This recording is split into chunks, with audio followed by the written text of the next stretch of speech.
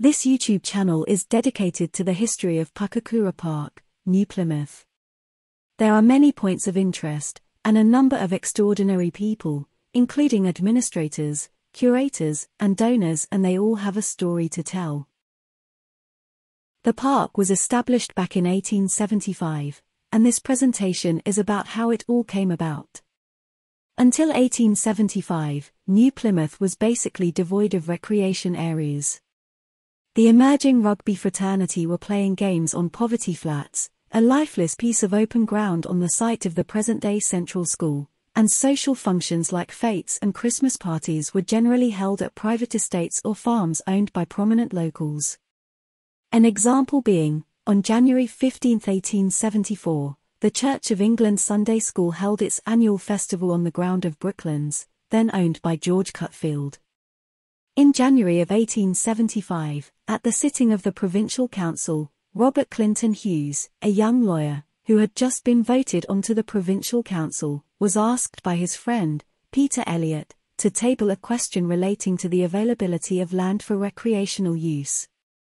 In reply, Thomas Kelly, the provincial secretary, said there was an area referred to as the Botanic Gardens.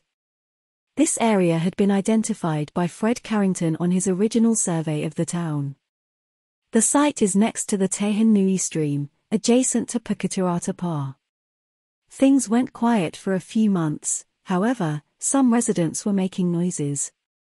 James Davis, later the funder of the Poets Bridge, in his speech on the opening day of the bridge, was reported to have said that when he arrived in New Plymouth he saw that the great want of the town was a public pleasure gardens, and he at once commenced to agitate the question.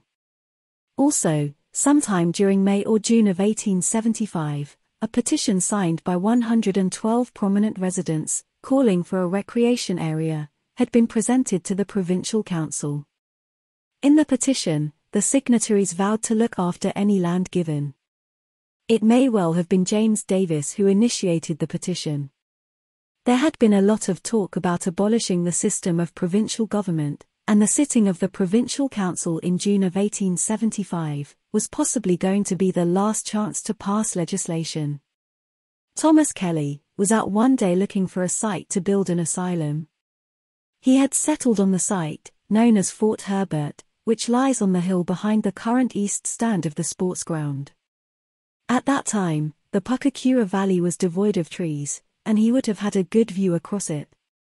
He was aware that the valley had little commercial value, and considered that it may lend itself to a recreation area. At that time, most of the land that he had identified belonged to the Education Board.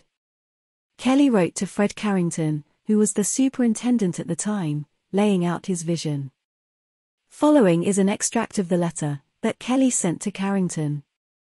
Sir, in looking for a suitable piece of public land within a convenient distance from the town, for the site and grounds of a lunatic asylum, the fact forced itself on my notice that in the immediate vicinity of the site I have selected, and which I submit for your approval, viz., Mount Herbert, that the interest of the whole community would be well consulted by making the balance of the reserve in the vicinity, by ordinance of the Provincial Council, an endowment for public recreation grounds. The stream of water which flows through the reserve might be impounded and utilized for the ornamentation of the grounds, for watering the streets of New Plymouth, extinguishing fires, and providing for public baths. The land to which I refer lies between Carrington Road and the racecourse, and consists of exchange town sections set apart for educational purposes. The area of this land, including roads which could be closed by ordinance, is about 35 acres. It has not been a source of much revenue to the educational establishment, having only averaged some £15 per year, and is gradually deteriorating in value by the growth of firs, which successive tenants have failed to eradicate, or even keep down. The reason of this is that the land is of inferior quality and very broken, rendering it unsuitable for cultivation. But it is admirably adapted by nature for forming recreation grounds, as the scenery is diversified, and winding paths could be made at small costs, and several small sheets of water made by dams of an inexpensive character. Although I propose to divert the purpose of this reserve from education to other public purposes, I do not think it would be desirable to take it without giving to the educational establishment, Either money compensation to compensate for the rent lost, £15, or to give by way of exchange, other provincial lands of equal value. But I think the opportunity should not be lost for securing to the public of New Plymouth for all time these grounds which are capable of being made very beautiful for recreation purposes, and the other public services which I have named.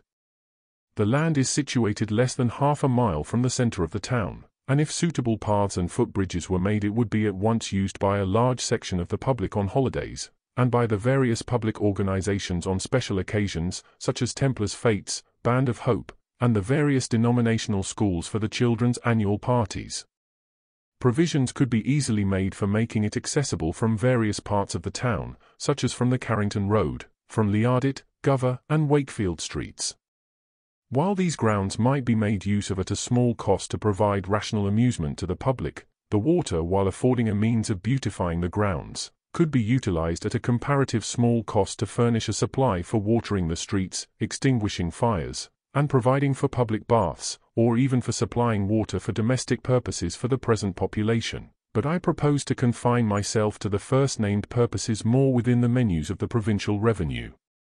The stream which flows through the reserve takes the drainage of about 300 acres of land roughly estimated, and therefore the annual rainfall, less that lost by evaporation and other causes, could be impounded and made available for the purposes I have named. Once Kelly got the green light, he went about writing the Botanical Garden and Public Recreation Grounds Bill of 1875. This vested approximately 39 acres of land for recreational purposes, and was to be administered by the town board. He ran this by the town board, but unfortunately they did not want the ratepayers to have to carry the financial burden of developing and maintaining such a recreation ground. This all happened the day before the provincial council was due to be prorogued.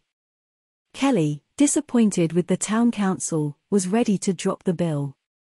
Hughes on the other hand was keen to salvage it and suggested that the reserve could be run by a board of trustees.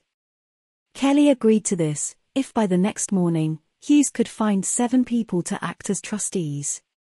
Hughes did this, the bill was amended and went through all its stages and was passed during the last sitting of the Provincial Council on June 30, 1875.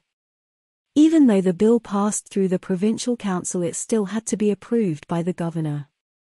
The bill did not get the Governor's approval, and it was not until September 1876 that the Taranaki Botanic Garden Act 1876 passed through Parliament. A list of board members was published in the Taranaki Herald on July 31, 1875. The names being Thomas King, Harris Ford, Robert Clinton Hughes, Isaac Broad, John Gilmore, James Thomas Davis, and Robert Joseph Collins.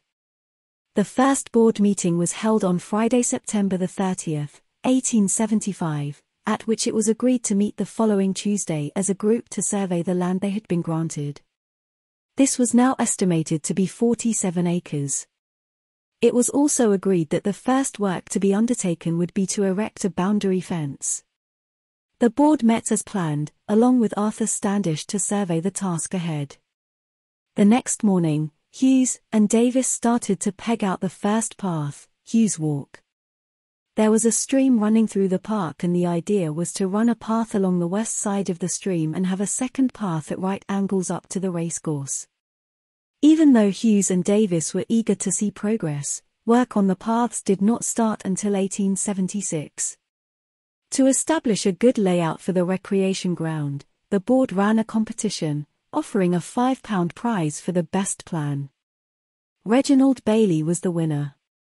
Laying out paths etc. is a job for a surveyor, and the board was fortunate that Thomas Kingwell Skinner offered his services, gratis.